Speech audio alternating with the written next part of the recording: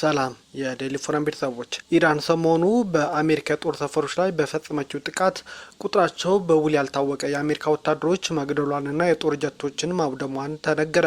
የኢራን አብዮታዊ እስላማዊ ዘብ መካከለኛ ምስራቅ ሀገራት ውስጥ በሚገኝ የአሜሪካ ወታደራዊ ተቋማት ላይ ፈጸምኩት ባለው ጥቃት የአሜሪካ ወታደሮችን መግደሉን፣ የአገሪቱ ጦር አውሮፕላኖችንም ማውደሙን አስታውቋል። አሜሪካ እየፈጸመች ባለው ተከታታይ ጥቃት ኢራን እየወሰደች ያለችው የአጸፋ እርምጃ በዮርዳኖስ በኩዌትና በባህሬን ውስጥ የሚገኙ የአሜሪካ የጦር ሰፈሮችን መደብደባቸው ነው የተነገረው። ባለፉት ቀናት ከተፈጸሙት የኢራን ጥቃቶች መካከል ዮርዳኖስ ውስጥ በሚገኘው የአሜሪካ ጦር ሰራዊት ሰፈር ላይ በደረሰ ጉዳት በርካታ ወታደሮች መገደላቸውን የኢራን አብዮታዊ ዘብ ባወጣው መግለጫ አስታውቋል።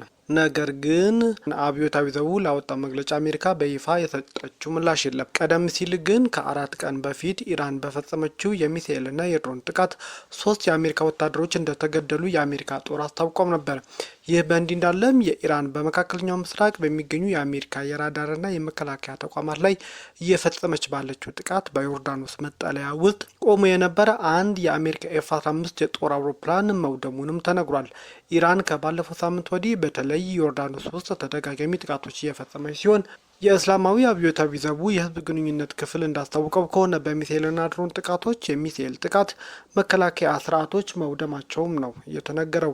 የአሜሪካ ጋዜጣ ኒውዮርክ ታይምስ ወታደራዊ ባለስልጣናት ዋቢ አድርጎ ሰኞ ዕለት ባወጣው እትሙ ኢራን ባለፈው ሳምንት ዮርዳኖስ ውስጥ በሚገኝ የአሜሪካ ጦር ሰፈር ላይ በፈጸመችው ጥቃት በርካታ የአሜሪካ ወታደሮች መቁሰላቸውን፣ ሄሊኮፕተሮች ጉዳት እንደደረሰባቸው አረጋግጧል።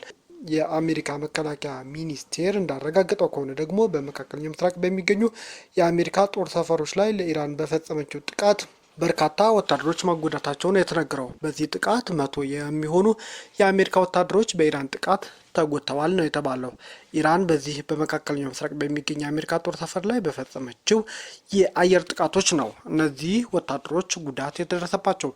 የፔንታገን ኃላፊ ቃል አቀባይ ሲን ፓርኔል ለሲቢኤስ ኒውስ በላኩት መግለጫ እንዳስታወቁት ከሆነ ቁጥራቸው ያረጋገጡ ሲሆን ከሰኔ መጨረሻ ወዲህ 100 የሚሆኑ ሰራተኞች የተለያዩ መጠን ጉዳት እንደደረሰባቸው አስታውቀዋል። አብዛኞቹ ቀላል ጉዳት መሆኑን የገለጹት ቃል አቀባዩ 96% የሚሆኑት ወደ ስራ ገበታቸው ተመልሰዋል ነው ያሉት። ባለፉት ሳምንታት ብቻ በርካታ የአሜሪካ ወታደራዊ ሰራተኞች በዮርዳኖስ የጦር ሰፈር መጎዳታቸውም አረጋግጠዋል። ታዲያ የአሜሪካ መከላከያ ሚኒስቴር 2 የአሜሪካ ወታደሮች በዮርዳኖስ በሚገኝ የጦር ሰፈር መገደላቸውንና ሌላ ወታደር የት እንደገባ ለመታወቁን ባለፉት ቀናት ተናግረውም ነበር። ሌላ ወታደር ደግሞ ኢራቅ ውስጥ ተገድሏል። በአሁኑ ወቅት በርካታ ወታደራዊ ሰራተኞች መጎዳታቸው የተሰማው ትራምፕ በአሜሪካና በኢራን መካከል የተደረሰውና የሆርሙዝ ወሽመጥን ለመክፈት ያስችላል የተባለው የተኩስ አቁም ስምምነት አብቅቷል በማለት ዳግም ጦርነት ከጀመሩ በኋላ ነው። የአሜሪካ ጦር ከ1 ሳምንት በላይ ተከታታይ በኢራን ኢላማዎች ላይ የምሽት ጥቃቶች እየፈጸመም ነው። ታዲያ ዋሽንግተን ለተከታታይ 10 ቀናት በሌሊት የኢራን የተለያዩ የጦር ሰፈሮችን መታለች። ኢራን ደግሞ ከአሜሪካ ጋር ሙሉ ጦርነት መግባቷንም ነው እያስታወቀች ያለችው። የአሜሪካ ጦር የኢራን በሆርሙዝ ወሽመጥ የሚተላለፉ መርከቦች የማጥቃት አቅም ይበልጥ ለማዳከም ያለመ ነው ያለው ጥቃት ለ10 ተከታታይ ቀናት ፈጽሟል። የኢራን ፕሬዝዳንት ማሱድ ፔዜሽኪያን በበኩላቸው አገራቸው በአሁኑ ሰዓት ከአሜሪካ ጋር ጦርነት ውስጥ መግባቷንም ነው የተናገሩት። እውነታው ዛሬ የኢራን እስላማዊ ሪፐብሊክ ሙሉ የሆነ ጦርነት ውስጥ መግባቷን ይወቁም ብለዋል። እውነታውን መገንዘብና የዚህ ተጋድሎ ተፈጥሯዊ መዘዞች መቀበል ይኖርባቸዋል ሲሉም በመግለጫቸው አስታውቀዋል። ሰኞ ሌሊት የዋሽንግተንን ጥቃት የተፈጸመው በፈጸመችው ጥቃት የአሜሪካ ወታደሮችን የገደለችን ኢራን እንደሚቀጡ ከዛቱ በኋላም ነበር። ባለፉት ቀናት በደረሱ ጥቃቶች ዮርዳኖስ ውስጥ 2 በኢራቅ ደግሞ 1 ወታደር መገደሉም ይታወሳል። ኢራን ሰኞ ዕለት ጥቃት ከፈጸመች በኋላ በወሰደችው የአጸፋ እርምጃ በሆርሙዝ ሲጓዝ የነበሩ 2 ነዳጅ ጫኝ መርከቦች እንዲሁም ባህሬንና ኩዌት ውስጥ የሚገኝ የአሜሪካ ወታደራዊ ይዞታዎች መምታቷንም ኢርና የተሰኘው የኢራን የዜና ወኪል አስታውቋል። በተመሳሳይ ሰዓት የተፈራረሙት የመግቢያ ስምምነት የከሸፈው አሜሪካና ኢራን በአሸማጋዮቹ አማካኝነት ዲፕሎማሲያዊ መልእክት እየተለዋወጡ መሆኑንም ተነግሯል። የአሜሪካ ጦር ማዕከላዊ እዝ በኤክስ ገጹ ላይ ባወጣው መግለጫ በሰኞ ጥቃቱ የኢራን ወታደራዊ እዝ ማዕከላት፣ የባህር ኃይሎች አቅም፣ የሚሳኤልና የድሮን ማስወንጨፊያዎች ስፍራዎች እንዲሁም የአየር መከላከያ ስርዓቶች መመታታቸውን አስታውቋል። የንግድ መርከቦች በሆርሙዝ ወሽመጥ የሚያደርጉት ጉዞ እንደቀጠለ መሆኑን መግለጫው አስታውቋል። ኢራን በበኩሉ ጥቃት በፈጸመችበት 2 ነዳጅ ጫኝ መርከቦች ውስጥ የነበሩ ሰራተኞች ለማውጣት የነፍስ አድን ቡድን መሰማራቱን አስታውቋል። መርከቦቹ የተመቱትን በወሽመጡ በኩል ለማለፍ በመሞከራቸው መሆኑንም ነው ኢርና የዘገበው። የዮርዳኖስ መከላከያ ሰራዊት በበኩሉ ከኢራን የተወነጨፉ 3 ሚሳኤሎች ተመቶ መጣሉንም አስታውቋል። ባህሬን ደግሞ ከኢራን የተነሳ ድሮን የአየር መቆጣጠሪያ ስርዓቶቿን ኢላማ ቢያደርጉም በረራዎች አለመስተጓጎላቸውን አስታውቋል። የአሜሪካ ጦር በፈጸመው ጥቃት ታውሪዝ፣ ቻባሃር፣ ኮናርክ፣ ባንዳር ማሻርና ባንዳር ኢማም ሆሚኒ ጨምሮ በርካታ ከተሞች መመታታቸውን ከፊል ይፋዊ የዜና ወኪል የሆነው ታሲም አስታውቋል። በኢራን መንግስት መገናኛ ብዙኃን ዘገባ መሰረት ሆርሙዝ ወሽመጡን ለማቋረጥ የሞከሩ 2 ነዳጅ ጫኝ መርከቦችም ፍንዳታ ተከስቶባቸዋል። በሌላ በኩል ደግሞ ኳታር በኢራን ለተፈጸመባት ጥቃት ካሳ እንዲከፈላት ጥያቄ አቀረበች። ኳታር ለተባበሩት መንግስታት ድርጅት የጸጥታው ምክር ቤት በጻፈችው ደብዳቤ እንዳስታወቀችው ከሆነ ኢራን በግዛቷ ለፈጸመችው ጥቃት ሙሉ ተጠያቂ መሆኗን ግልጽ ሊደረግበትና ለውድመቱም ካሳ እንዲቆረጠላት ነው የጠየቀችው። ኳታር በደብዳቤዋ ላይ ከ2 ሳምንት በፊት በሆርሙዝ ወሽመጥ አቅራቢያ የነዳጅ ጫኝ መርከቧን ኢላማ ማድረጓን እንዲሁም ከዚያ በኋላም በ2 የተለያዩ ቀናት ደግሞ በግዛቷ ላይ የሚሳኤል ጥቃት መፈጸሟንም ገልጻለች። የኳታር ባለስልጣናት ኢራን በሀገራቸው ላይ ከሳምንት በፊት የፈጸመችው የሚሳኤል ጥቃት ተከትሎ ለማክሸፍ በተደረገ ጥረት መካከል ፍንጣሪዎች በመኖሪያ ስፍራ በመውደቃቸው 1 ሕፃን ጨምሮ 3 ሰዎች ተጎድተዋል ብለዋል። ደብዳቤው ጨምሮም ኢራን በኳታር ግዛት ላይ የፈጸመችው የጠባጫሪነት ጥቃት የሀገሪቱን ሉዓላዊነት በግልጽ የጣሰና ለደህንነቷ እንዲሁም ለግዛቷ አንድነትም ቀጥተኛ ስጋት ነው በማለት ነው ያስታወቀችው። ኳታር ሉዓላዊነቷን፣ ደህንነቷን፣ የዜጎች ሕይወትን ለመከላከል ማንኛውም አይነት አስፈላጊ እርምጃ ከመውሰድ ወደ ኋላ እንደማትል አስታውቃለች። በአሜሪካና በኢራን መካከል የሚካሄደው የጦርነት መልሶ ከሀገረሸ በኋላ ኢራን የምትፈጽመውን ጥቃት ለመበቀል በመካከለኛው ምስራቅ በሚገኙ አገራት ውስጥ የሚገኙ የአሜሪካ ጦር ሰፈሮችን እየደበደበች ነው። ኢራን በአካባቢው ሀገራት የምትፈጽመው ጥቃቶች ኢላማ ያደረጉት የአሜሪካ ጦር ሰፈሮችና በሀገሪቱ ውስጥ የሰፈሩ የአሜሪካ አጋር ኃይሎች ነው ስትልም ነው በተደጋጋሚ የምታስታውቀው። የሊባኖስ ጦር እስራኤል ወደ ለቀቀችው መንደር እየገባ መሆኑን አስታወቀ።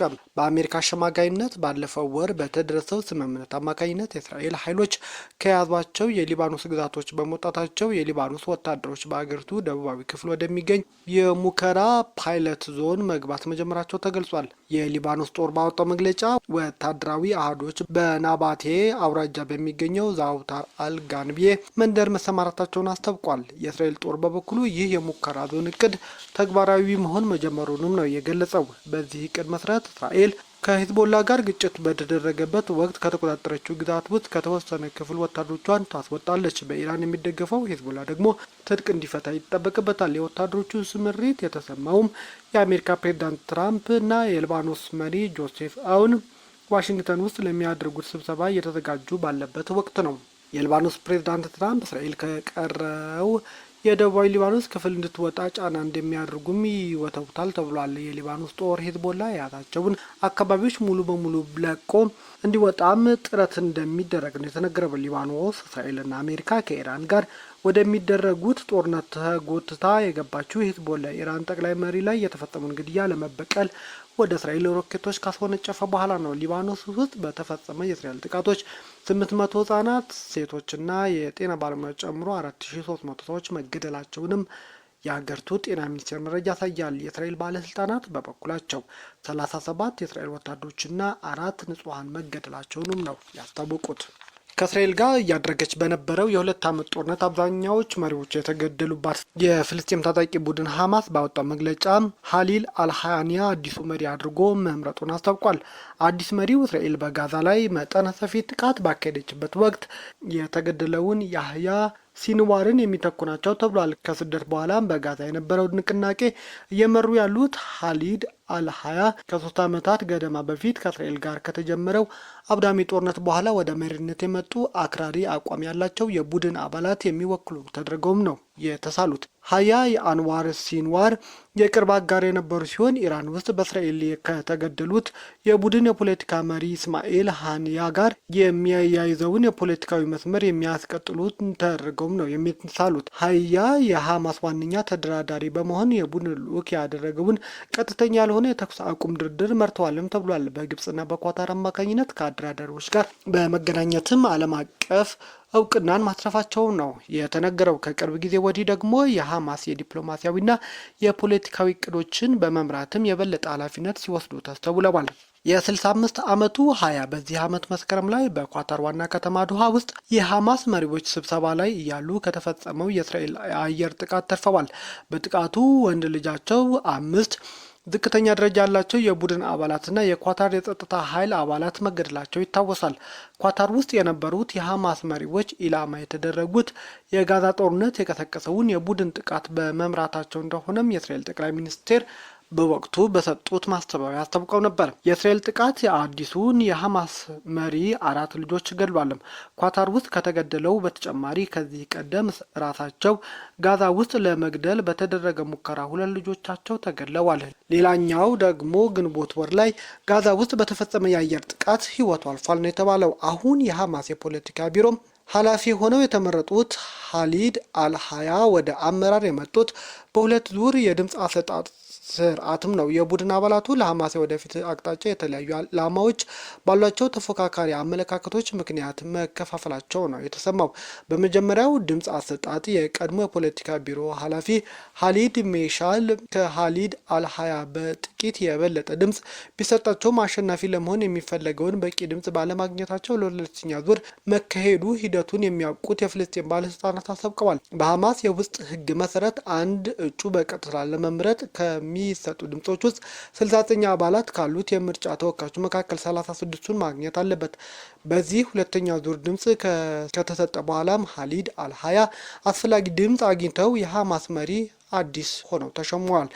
ጋዛን ለረጅም ጊዜ ሲያስተዳድሩ የነበረው ሐማስ ከአውዳሚው የ2 ዓመት የእስራኤል ጦርነት በኋላ በታሪክ እጅግ አስቸጋሪ ከሆኑት ጊዜያት በአንዱ ውስጥ እያለፈ ነውም ተብሎ ይታመናል። በእስራኤልና በእንግሊዝ በአሜሪካና በሌሎች በርካታ ሀገራት ሽብርተኛ ተብሎ የተፈረጀው ሐማስ በጋዛ ጦርነት በእጅጉ እንደተዳከመ ነው የሚነገረው። በአሁኑ ወቅትም አብዛኛው የቡድኑ ከፍተኛ ወታደራዊና የፖለቲካ አመራሮች የተገደሉ ሲሆን በጋዛ ያለው የአስተዳደር መዋቅሮችን ፈርሰዋል። የፍልስጤም ግዛት ሰፊ ክፍሎችም እንደወደሙ ነው የሚነገረው። በቡድኑ አመራር ውስጥ የተፈጠረው ፉክክር በሐማስ የወደፊት ሁኔታ ላይ ሰፊ የሆነ ስትራቴጂክ ልዩነት እንዳለ ይፋም አውጥቷል። ቀደም ሲልም በስደት ሆነው የሐማስ እንቅስቃሴ ለ10 ዓመታት የመሩት ሀሊድ ሜሻል ከሐማስ ቀደም አመራር ጋር የተያዙም ናቸው ተብሏል። የሜሻል ደጋፊዎች ሐማስ በጋዛ ከተካሄደው ጦርነት ትምህርት በመውሰድ በዋናነት በትጥቅ ትግል ላይ ያተኮረ ስትራቴጂክ በመተው የንቅናቄውን ዋና ዋና ዓላማዎች በማስጠበቅ የበለጠ ከሁኔታዎች ጋር የሚስማማ ተግባራዊ የሆነ ፖለቲካ አካሄድን መከተል ይፈልጋል ተብሏል። ይሁን እንጂ የሀሊድ አልሀያ ደጋፊዎች የጋዛ አመራር ግጭቱ ያስከተለውን ኃላፊነት በመቀበል አሁንም ንቅናቄውን መምራት እንዳለባቸው እንደሚሰማቸው ተነግሯል። በተለይ የሐማስ የጦር መሳሪያ መፍታት የሚመለከቱ ወሳኝ ስምምነቶች እንዲፈጸሙ የሚደረገው ጫና ላይ ጽኑ አቋም መያዝ እንዳለበትም ያምናሉ። ቤተሰቦቻችን ዜናዎቻችንን ላይክ አድርጉ፣ ለሌሎች ተደራሽ እንዲሆኑ ሼር አድርጉ። አዲስ የሆናችሁ ደግሞ ሰብስክራይብ በማድረግ ቤተሰብ ሆኑ። ሰናይ ጊዜ